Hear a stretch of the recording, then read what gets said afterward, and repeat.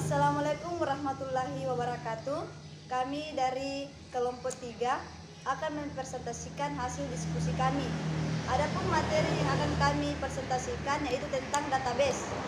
Adapun nama-nama anggota kami yang pertama itu adalah, perkenalkan, nama saya Anwar Lukman, NIM 20 025 050 1008. dan saya nama Irma, NIM 20 025 050 1031. Saya Kurniati, NIM 20 025 050 1035. Saya Aswar Swandi, NIM 20 025 050 1010.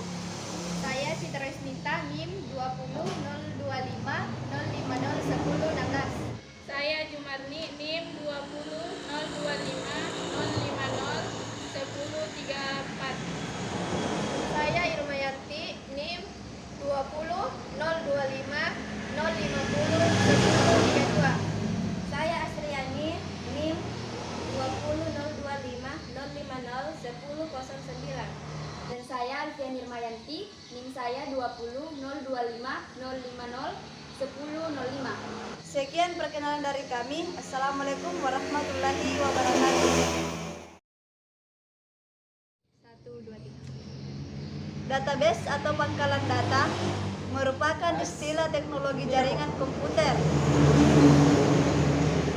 yang memiliki banyak manfaat berupa penyimpanan data yang saling berhubungan, dan perangkat lunaknya seharusnya mengacu sebagai sistem manajemen basis data atau data manajemen sistem atau DBMS.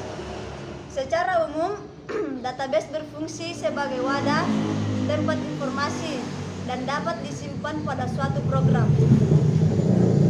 Pengertian database menurut SAT adalah kumpulan dari data yang saling berhubungan yang ada dalam suatu organisasi atau enterprise dengan berbagai kegunaan.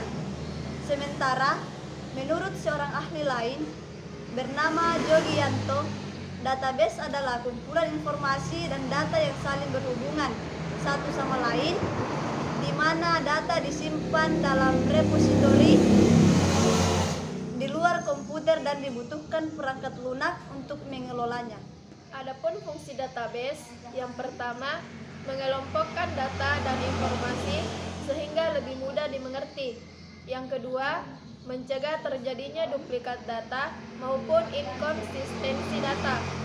Yang ketiga, mempermudah proses penyimpanan, akses, pembaharuan, dan menghapus data. Yang keempat, menjaga kualitas data dan informasi yang diakses sesuai dengan yang diinput. Yang kelima, membantu proses penyimpanan data yang besar. Yang keenam, membantu meningkatkan kinerja aplikasi yang membutuhkan penyimpanan data. Manfaat database. Yang pertama, tidak ada redundansi data.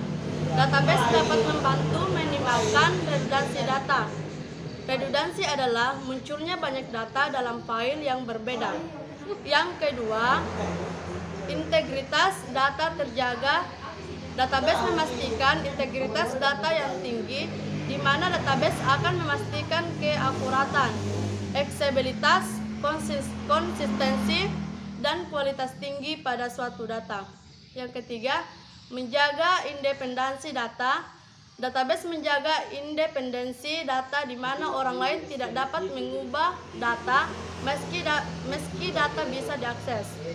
Yang keempat, kemudahan berbagi data. Menggunakan perangkat lunak, database bisa digunakan untuk berbagai data atau informasi dengan sesama pengguna lainnya. Yang kelima, pemeliharaan keamanan data. Database memastikan keamanan informasi dan data, di mana kamu dapat memasukkan kode akses untuk data tertentu yang tidak dapat diakses. Dan yang keenam, kemudahan akses data. Dengan adanya database, kamu dapat mempermudah dalam mengakses data, dan memperoleh data karena semua data telah tertata dengan baik. Tipe-tipe database. 1. Analytical database atau database analitik. yaitu jenis database untuk menyimpan informasi dan data yang diambil dari database operasional dan eksternal. 2. Operasional database atau basis data operasional, yakni database yang menyimpan data terperinci yang dibutuhkan untuk mendukung operasi organisasi secara keseluruhan. 3. Distributed database atau basis data distribusi, kelompok kerja dan departemen database lokal di berbagai kantor dan tempat kerja lainnya. Data warehouse atau gudang data ialah data yang menyimpan berbagai data dari tahun-tahun sebelum hingga sekarang. 4. End user database atau database pengguna akhir. Jenis penggunaan database ini merupakan untuk penggunaan terakhir saja dari berbagai macam jenis dan jenis database. 5. Real-time database atau basis data waktu nyata, yakni sistem pengolahan yang dirancang dalam menangani beban kerja suatu negara yang bisa berubah-ubah, mengandung data terus-menerus, dan sebagai tidak berpengaruh terhadap waktu. 6. Dokumen oriented database, basis data berorientasi dokumen, satu di antara perangkat lunak komputer yang dibuat untuk sebuah aplikasi dan berorientasi pada dokumen. 7. In-memory database, database dalam memori, database yang tergantung pada memori untuk menyimpan informasi atau data di komputer. 8. Navigational database, penelusuran database, query menemukan objek yang diikuti referensi objek tertentu. 9. Database hypermedia, web, suatu saling berhubungan dari sebuah situs web terdiri dari halaman utama dan hyperlink, multimedia, gambar, teks, grafik, audio, dan lain sebagainya. 10. External database, database eksternal, yakni database yang menyediakan akses ke data pribadi eksternal dan online. Jenis perangkat lunak yang digunakan: 1. Microsoft SS, 2. Oracle, 3. MS SQL Server, 4. MySQL, 5. Firebird, 6. MariaDB, 7. OrientDB, 8. PostgreSQL, 9. Cloudera. Kelebihan pada sistem basis data yaitu yang pertama, kecepatan dan kemudahan. Speed. Dengan menggunakan basis data, pengambilan informasi dapat dilakukan dengan cepat dan mudah. Basis data memiliki kemampuan dalam mengelompokkan, mengurutkan, bahkan perhitungan dengan matematika. Dengan perencanaan yang benar, maka penyajian informasi akan dapat dilakukan dengan cepat dan mudah. Yang kedua, yaitu pemutusan kontrol data. Karena cukup dengan satu basis data untuk banyak keperluan, pengontrolan terhadap data juga cukup dilakukan di satu tempat saja.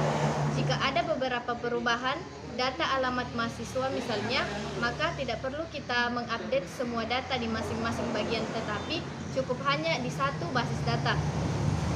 Yang ketiga yaitu efisiensi ruang penyimpanan atau space. Dengan pemakaian bersama, tidak perlu menyediakan tempat penyimpanan di berbagai tempat, tetapi cukup satu saja, sehingga ini akan menghemat ruang penyimpanan data yang dimiliki oleh sebuah organisasi. Yang keempat yaitu keakuratan atau akurasi. Penerapan secara ketat aturan tipe data, domain data, keunikan data, hubungan antara data, dan lain-lain dapat menekan keakuratan dalam pemasukan atau penyimpanan data. Kemudian yang kelima yaitu ketersediaan atau availability. Dengan basis data kita dapat membackup data, memilah-milah data mana yang masih diperlukan dan data mana yang perlu kita simpan ke tempat lain. Hal ini mengingat pertumbuhan transaksi suatu organisasi dari waktu ke waktu membutuhkan media penyimpanan yang semakin besar. Keenam, keamanan atau security. Kebanyakan DBMS dilengkapi dengan fasilitas manajemen pengguna, diberikan hak akses yang berbeda-beda sesuai dengan pengguna dan posisinya. Basis data bisa diberikan passwordnya untuk membatasi orang yang mengaksesnya. Ketujuh, kebebasan data atau data independence. Jika sebuah program program telah selesai dibuat dan ternyata ada perubahan isi atau struktur data, maka dengan basis data perubahan ini hanya perlu dilakukan pada level DBMS tanpa harus membongkar kembali program aplikasinya. Kedelapan yaitu user view. Basis data penyediaan pandangan yang berbeda-beda untuk tiap-tiap pengguna. Sebagai contoh, kita memiliki data-data dari perusahaan yang bergerak di bidang retail. Data yang ada berupa data barang, penjualan, dan pembelian sehingga ada beberapa jenis pengguna yang memerlukan informasi terkait dengan data perusahaan tersebut. Kekurangan pada sistem basis data, yaitu yang pertama, lebih mahal. Sistem basis data membutuhkan sumber daya yang tinggi, terlebih untuk melakukan perawatannya yang secara berkala. Yang kedua, proses backup cukup memakan waktu. Sistem basis data mencakup banyak file, sehingga jika dilakukan backup akan menghabiskan waktu. Bila ada akses yang tidak benar, kerusakan dapat terjadi. Yang ketiga, kesalahan dalam mengakses bisa menyebabkan berbagai masalah, terutama oleh sembarang pengguna. Yang keempat, sistem lebih rumit sehingga memerlukan orang ahli. Itulah tadi hasil dari presentasi kami. Kurang dan lebihnya mohon dimaafkan.